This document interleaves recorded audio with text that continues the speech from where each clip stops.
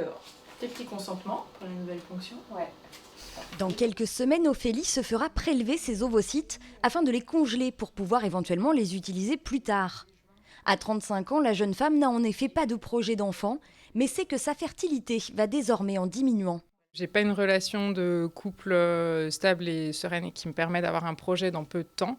Que j'arrive quand même aussi à une date où la fertilité commence à diminuer. Donc je préfère effectivement me laisser toutes les chances possibles, faire de la conservation aujourd'hui pour pouvoir m'en servir peut-être demain.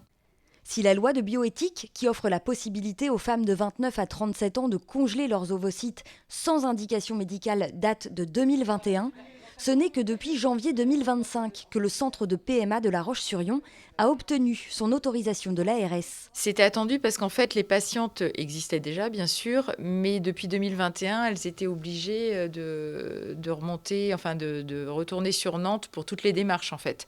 Donc, que ce soit les échos de monitorage ou que ce soit les gestes d'insémination ou de ponction de FIV. Et du coup, le fait de travailler avec le Sécos de Nantes maintenant depuis janvier et que ce soit les paillettes qui, finalement, une fois qu'elles sont attribuées, voyagent et viennent dans le centre, ça facilite la vie des Vendéennes, en fait. Ophélie a déjà eu une première ponction qui n'a pas donné suffisamment d'ovocytes.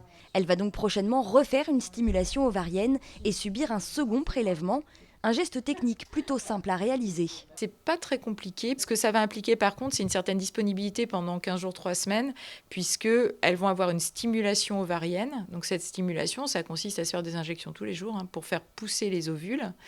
Et le geste en lui-même, souvent, se fait sous local. Et après, c'est le sperme est congelé, les ovocytes, sont congelés le jour même.